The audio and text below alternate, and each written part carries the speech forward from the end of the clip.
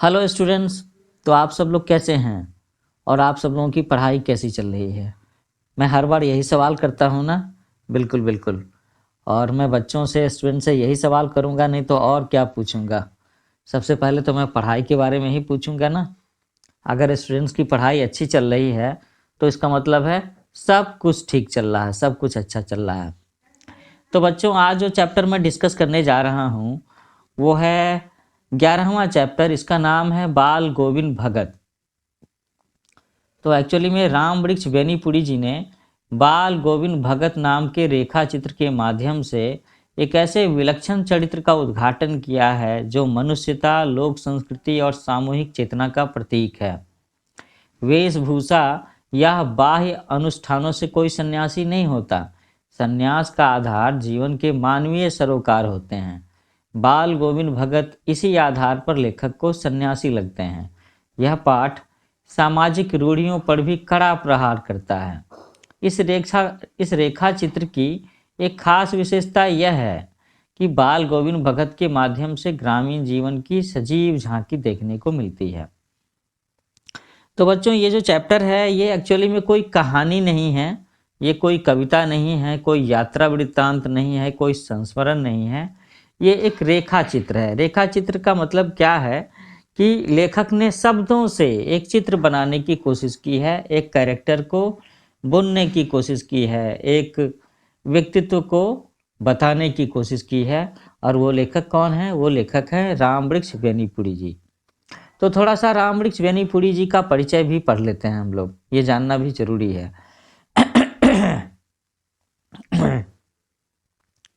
राम वृक्ष बेनीपुरी का जन्म बिहार के मुजफ्फरपुर जिले के बेनीपुर गांव में सन 1899 में ही हुआ। और ये संयोग की बात है कि मैं खुद भी मुजफ्फरपुर जिले का ही हूँ।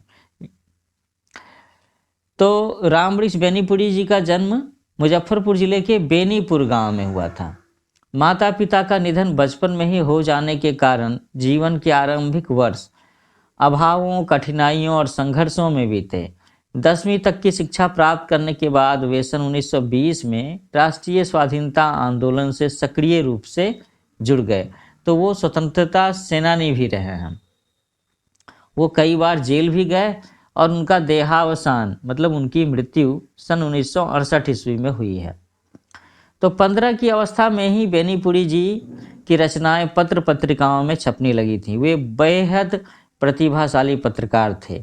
उन्होंने अनेक दैनिक, साप्ताहिक एवं मासिक पत्र पत्रिकाओं का संपादन किया, जिनमें तरुण भारत, किसान मित्र, बालक, युवक, योगी, जनता, जनवाणी और नई धारा उल्लेखनीय हैं।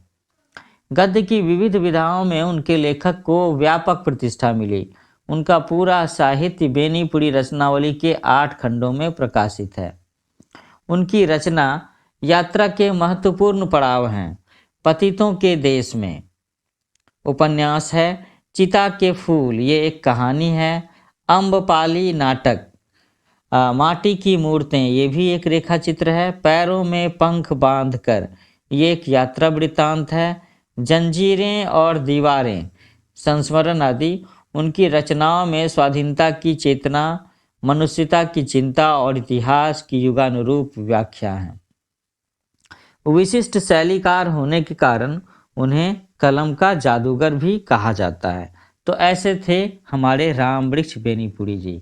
और अब हम उनकी रचना पढ़ने जा रहे हैं जिसका नाम है बाल गोविंद भगत। वैसे तो ये नाम कहने को बाल गोविंद लगता है, लेकिन मुझे लगता है अगर सही शब्दों में कहा जाए और सही तरीके से लिखा जाए तो शायद ये नाम बाल गोविंद भी हो सकता है। कोई बात नहीं। बाल गोविंद भगत मंझोले कद के गोरे चिट्टे आदमी थे। 60 से ऊपर के ही होंगे। बाल पक गए थे। लंबी दाढ़ी या जटाजूट तो नहीं रखते थे, किंतु हमेशा उनका चेहरा सफ़ेद बालों से ही जगमग किए रहता। कपड़े बिल्कुल कम पहनते। कमर में एक लंगोटी मात्र और सिर में कबीर पंथियों की सी कनफटी टोपी। कनफटी टोपी कैसी होती है कि कान ढके होते हैं और उसके बगल से वो थोड़ा सा कटा हुआ होता है। जब जाड़ा आता एक काली कमली ऊपर से ओढ़े रहते। मस्तक पर हमेशा चमकता हुआ रामानंदी चंदन, जो नाक के एक छोर से ही औरतों के टीके की तरह शुरू होता। गले में तुलसी की जड़ों की एक बेडौल माला बांधे रहते। ऊपर की तस्वीर से यह नहीं माना जाना चाहिए कि बाल गोविंद भगत साधु थे। नहीं, बिल्कुल गृहस्थ। उनकी गृहिणी की तो मुझे याद नहीं, पर उनके बेटे और पतोहू को तो मैंने देखा था। ऐसा कहते हैं रामवृक्ष बेनीपुरी जी। थोड़ी खेती बाड़ी भी थी, एक अच्छा साफ सुथरा मकान भी था। किंतु खेती बाड़ी करते, परिवार रखते भी बाल गोविंद भगत साधु थे। साधु की सब परिभाषाओं में खड़े उतरने वाले। कबीर को वो साहब मानते थे, उन्हीं के गीतों को गाते, उन्हीं के आदेशों पर चलते।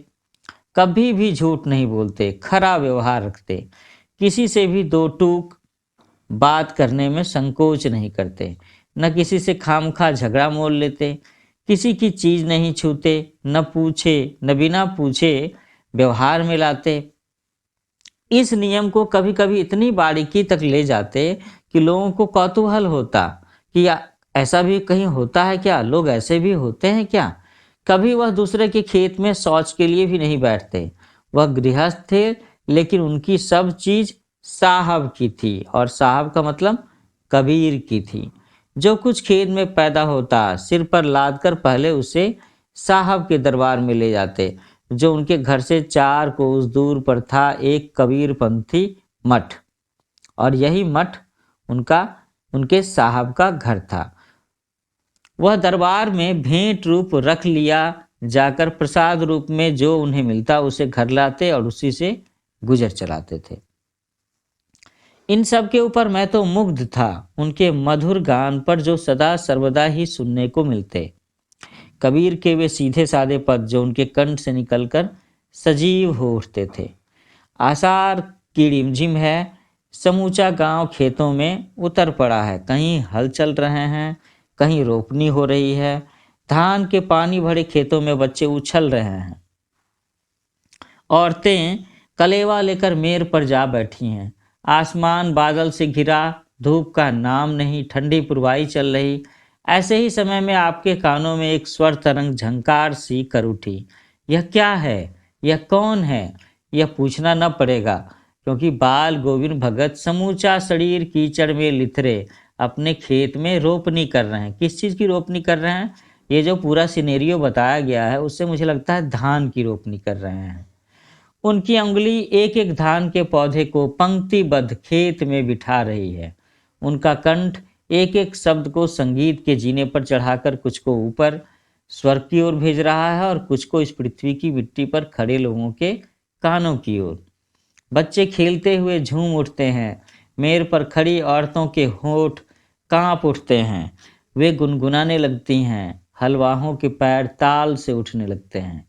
रोपनी करने वालों की उंगलियां एक अजीब क्रम से चलने लगती हैं। बाल गोविंद भगत का यह संगीत है या जादू?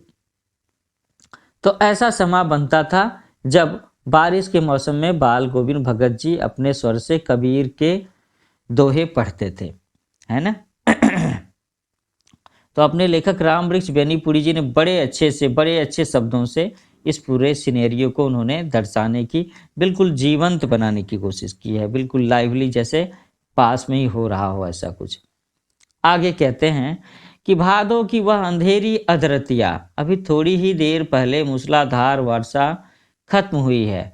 बादलों की गरज, बिजली की तरफ में आपने कुछ नहीं सुना हो, किंतु अब झिल्ली की झंकार या दादरों की टर टर बाल गोविंद भगत के संगीत को अपने कोलाहल में डुबो नहीं सकती। उनकी खंजरी डिमक डिमक बज रही है। खंजरी एक तरह का वाद्य यंत्र है, छोटा सा, जो अक्सर इस तरह के भक्तों के पास में होता है, कबीर पंथियों के पास में भी होता है। और ये खंजरी उनकी डिमक डिमक बज रही है और बाल गोविंद जी गा रहे हैं। वो क्या गा रहे हैं? गोदी में पियवा चमक उठे सखिया, चिहुक उठे ना। हाँ, पिया तो गोद में ही है, किंतु वह समझती है कि वह अकेली है। चमक उठती है, चिहुक उठती है। उसी भरे बादलों वाले भादों की आधी रात में उनका यह गाना अंधेरे में अकस्मात कौंध उठने वाली बिजली की तरह किसे न चौंका देता। अरे, अब सारा संसार निस्तब्धता में सोया है और बाल गोविंद भगत का संगीत जाग रहा है। ये जाग रहा है या जगा रहा है लोगों को। तेरी गठरी में लागा चोर, मुसाफिर जाग जरा। यह भी एक बड़ा प्यारा सा गीत है, कबीर जी का लिखा हुआ। तो कार्तिक आया नहीं कि बाल गोविंद भगत की प्रभातियां शुरू हो गई। कार्तिक का मतलब है कार्तिक का महीना, जो फागुन तक चलता है। तो कार्तिक का महीना नवंबर में होता है, छठ दिवाली के आसपास में। तो कार्तिक आने के साथ में ही बाल गोविंद भगत जी की प्रभातियां वो गाने होते हैं जो सवेरे में गाए जाते हैं। तो उनके गाने फागुन तक चला करते हैं। इन दिनों वह सवेरे ही उठते, न जाने किस वक्त जगकर वह नदी स्नान को जाते।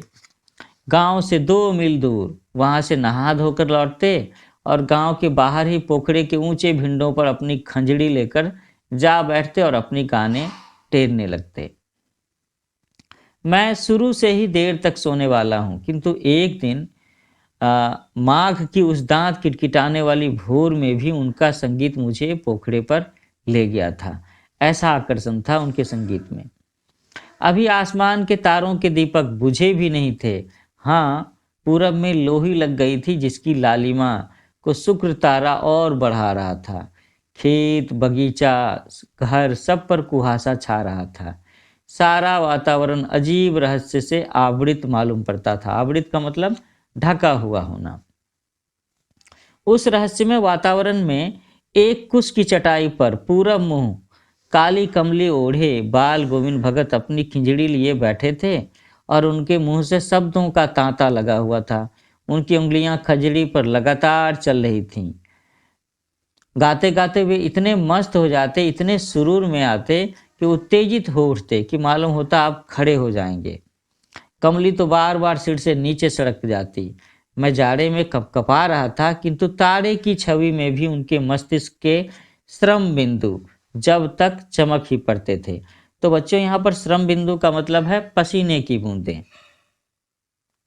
अब आगे गर्मियों में उनकी संझा, ये भी एक तरह का मतलब भजन है, गाना है जो बाल गोविंद जी शाम के समय गाया करते थे। तो गर्मियों में उनकी संझा कितनी उमस भरी शाम को न शीतल करती। अपने घर के आंगन में आसन जमा बैठते। गांव के उनके कुछ प्रेमी भी जुट जाते। खंजड़ियों और करतालों की भरमार हो जाती। जब और भी कुछ प्रेमी जुट जाएंगे और वो भी साथ में अपने अपने बाजे को बजाएंगे, तो यही बात है ना। एक पद बाल गोविंद भगत कह जाते, उनकी प्रेमी मंडली उसे दोहराती तिहराती। धीरे धीरे स्वर ऊंचा होने लगता, एक निश्चित ताल, एक निश्चित गति से। और उस ताल स्वर के चढ़ाव के साथ साथ श्रोताओं के मन भी ऊपर उठने लगते। धीरे धीरे मन तन पर हावी हो जाता। होते होते एक क्षण ऐसा भी आता कि बीच में खंजरी लिए बाल गोविंद भगत नाच रहे हैं और उनके साथ ही सबके तन और मन नृत्यशील हो उठे हैं। सारा आंगन नृत्य और संगीत से ओतप्रोत है। तो बाल गोविंद भगत की संगीत साधना का परम उत्कर्ष उस दिन देखा गया जिस दिन उनका बेटा मरा। इकलौता बेटा था वह, कुछ सुस्त और कुछ बोधा सा। मतलब बोधा मतलब भोंदू मंद बुद्धि होना।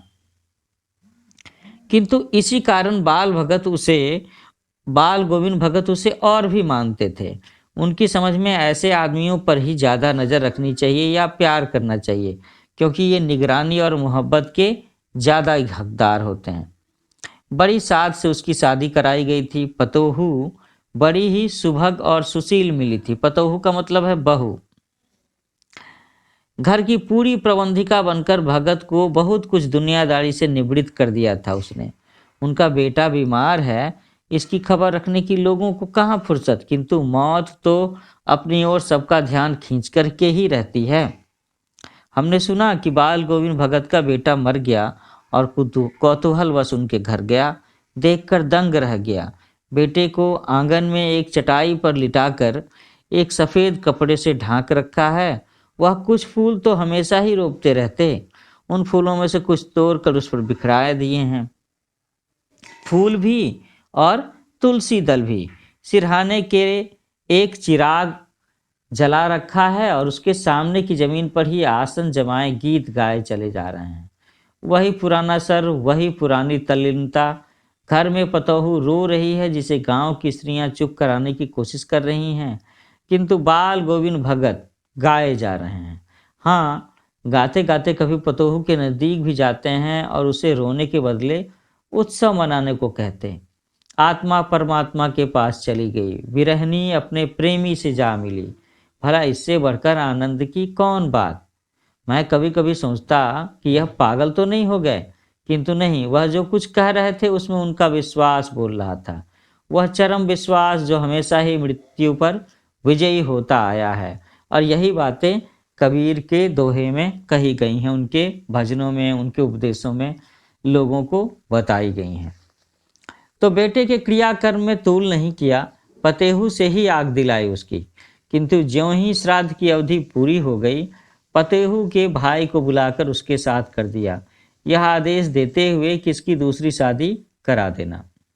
इधर पतेहू रो रो कर कहती, मैं चली जाऊंगी तो बुढ़ापे में कौन आपके लिए भोजन बनाएगा, बीमार पड़े तो कौन एक चुल्लू पानी भी देगा।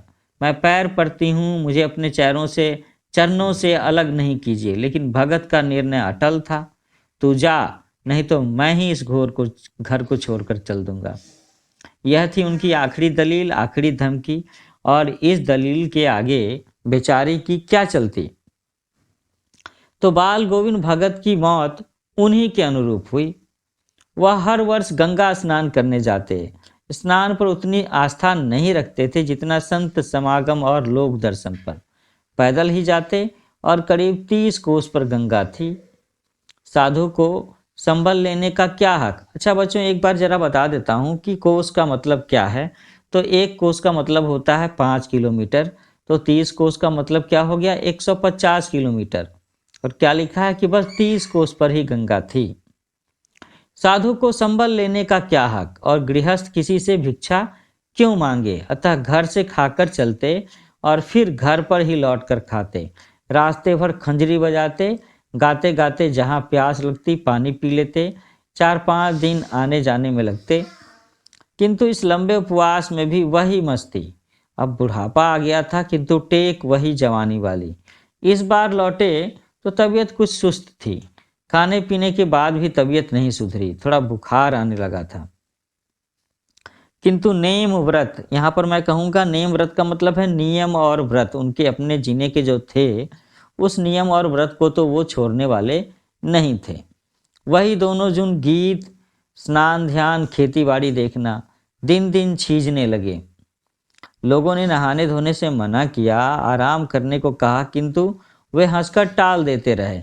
और उस दिन भी संध्या में उन्होंने गीत गाए, किंतु मालूम होता कि जैसे तागा टूट गया हो, माला का एक एक दाना बिखरा हुआ। भोर में लोगों ने गीत नहीं सुना और जाकर देखा तो बाल गोविंद भगत नहीं रहे, सिर्फ उनका पंजर पड़ा है।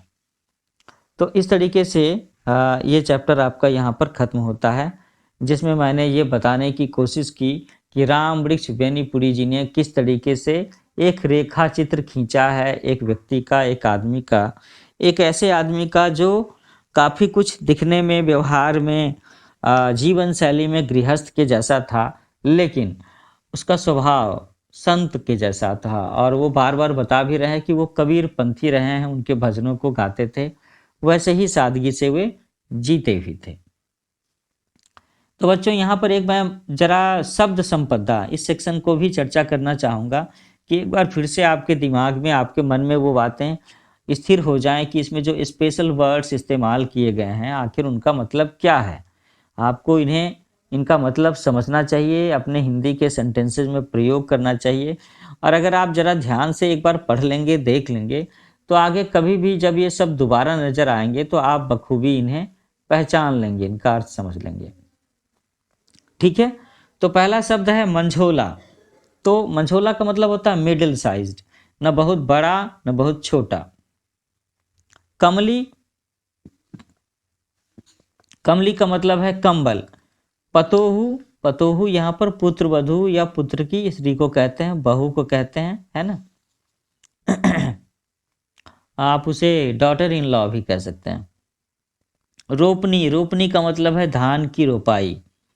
कलेवा, सवेरे का जलपान, और अक्सर ये शब्द गाँव में इस्तेमाल करते हैं जब महिलाएं अपने खेत में काम करने वाले लोगों के लिए या अपने पति के लिए खाना, ये नाश्ता लेकर के जाती हैं। पुरवाई, पूरब की ओर से बहने वाली हवा। अधरतिया, दैट इज आधी रात, मिडनाइट। खंजरी, ये एक छोटा सा इंस्ट्रूमेंट है, एक छोटा सा डंप है डफली के ढंग का, परंतु आकार में उससे छोटा एक वाद्य यंत्र। निस्तब्धता, सन्नाटा, टोटल साइलेंस, है ना। लोही, प्रातः काल की लालिमा। कुहासा आप समझ सकते हो, दैट इज फॉग, कोहरा। आवृत, ढका हुआ, कवर्ड, आच्छादित। कुश, एक प्रकार की नुकीली घास। और बोदा, ये सब मैंने कहा था ना कि कम बुद्धि वाला, मंद बुद्धि। संबल, संबल का मतलब होता है सपोर्ट, सहारा। तो ये सारे शब्द हैं जिनका कवि ने मेरा मतलब है रामवृक्ष विनीपुरी जी ने इस चैप्टर में अपनी कहानी कहने के क्रम में, एक रेखा चित्र खींचने के क्रम में जगह जगह पर उन्होंने इस्तेमाल किया है। अच्छा, यहाँ नीचे मैं एक और चीज़ भी देख रहा हूँ जो आपको जानना चाहिए कि प्रभातियाँ क्या होती हैं। प्रभातियाँ प्रभात शब्द से हैं, प्रभात का मतलब होता है सुबह। तो प्रभातियाँ मुख्य रूप से बच्चों को जगाने के लिए गाई जाती हैं। प्रभाती में सूर्योदय से कुछ समय पूर्व से लेकर कुछ समय बाद तक का वर्णन होता है। प्रभातियों का भाव क्षेत्र व्यापक और यथार्थ के अधिक निकट होता है। प्रभातियों एवं जागरण गीतों में केवल सुकोमल भावनाएं ही नहीं, वरन वीरता, साहस और उत्साह की बातें भी कही जाती है। कुछ कवियों ने प्रभातियों में राष्ट्रीय चेतना और विकास की भावना को पिरोने का प्रयास किया है। ये बात काफ़ी हद तक सही है, क्योंकि अभी भी मुझे अपने बचपन की बातें याद है कि जब मैं 10-12 साल का हुआ करता था और 26 जनवरी का मौका हो या 15 अगस्त का मौका हो, तो उस समय मैं सवेरे 4 बजे के लगभग में, 5 बजे भोर के लगभग में कई लोगों का एक भीड़ हुआ करती थी, जिसमें खादी ग्रामोद्योग संघ के कुछ पुराने लोग भी हुआ करते थे, कुछ स्वतंत्रता सेनानी भी हुआ करते थे। और मैं जहाँ रहता था वहाँ पर उस विद्यालय के प्रधानाध्यापक या उनके एक सीनियर टीचर भी हुआ करते थे, जिनका नाम मुझे याद नहीं है। और ये सब के सब टोली बनाकर सड़कों पर चलते थे, कभी कभी हाथ में मशाल भी लेकर के चलते थे, तिरंगा झंडा भी लेकर के चलते थे, और ये प्रभाती बोलते थे, प्रभाती। इसमें वो बड़े बड़े महापुरुषों, महात्मा गांधी अमर रहें, लाल बहादुर शास्त्री अमर रहें, इसके साथ साथ भी देशभक्ति से संबंधित कुछ गीत भी हुआ करते थे, जिसे वो सस्वर पाठ करते हुए चलते थे, और ये बहुत ही अच्छा लगता था। तो ऐसी होती थी एक प्रभाती जो मैंने सुनी हुई है। तो बच्चों, ये चैप्टर मैं यहीं पर ख़त्म कर रहा हूँ। जल्दी ही हम लोग एक और नए लेक्चर के साथ में, एक नए चैप्टर के साथ में मिलेंगे। तब तक के लिए आप अपना ख्याल रखें। शुभ विदा।